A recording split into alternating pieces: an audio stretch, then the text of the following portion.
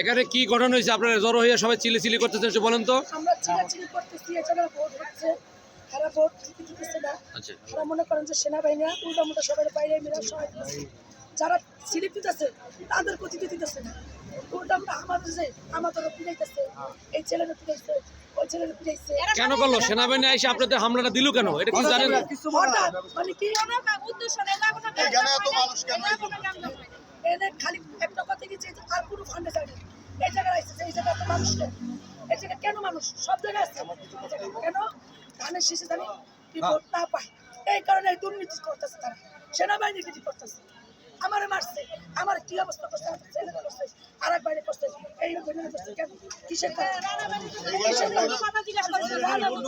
আমাদের এখানে ভোট নষ্ট হচ্ছে, এই যে এখানে ভোটের লিয়াজু নিতে আছে, তারা ভোটের লিয়াজু নিতে আছে, এখান থেকে আইডেন্টি কার্ড স্মার্ট কার্ডের ই করে চেক করে নিতে আছে, ওই লোকগুলির সেনাবাহিনী এখান থেকে বাইরে খেতে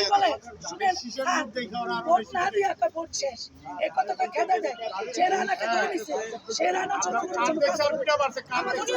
জিজ্ঞাসা করতে গেছে, আরে কেন রানা ধরে নিয়ে তারপরে রানারে ধরে নিয়ে গেছে 10 নম্বর সাংগঠনিক সম্পাদক সোহেল রানা, তাকে নিয়ে গেছে, স্মার্ট কার্ডের নাম্বার ভুল, এই ভুল সংশোধন করতে গেছে, এই তার অপরাধ, এই জন্য তাকে সেনাবাহিনী পুলিশের গাড়িতে উঠে দিয়েছে। আর মহিলাদের কেন মারছে, কিসের কারণে মহিলাদের ইচ্ছা মতন বাইরে এলো, আপনাদের আঘাত লাগছে? আপনাদেরকে আঘাত লাগছে?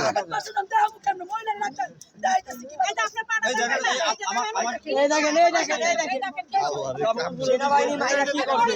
ভালো করে দেখেন। সেনাবাহিনীরা মাইরা কি করছে? আমাদের মাজা কাজা সব বেড়ে গেছে।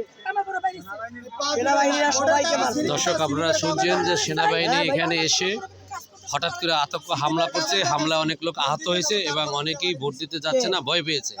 সেনাবাহিনীরা আইসা যারা যারা ভোট দিতে আসছে তারাও ভয় পাইছে, অনেক ভোটার এখান থেকে সরে গেছে, তারা যেভাবে টর্চারিং শুরু করছে, আসলে কে ভোটার সেটা তো দেখতে হবে, ভোটারদেরকে ভোট দিতে হবে, কিন্তু সে ভোটও দিতে দেয় নাই, সব লোককে বাইরে সেনাবাহিনী তারাই দিয়েছে।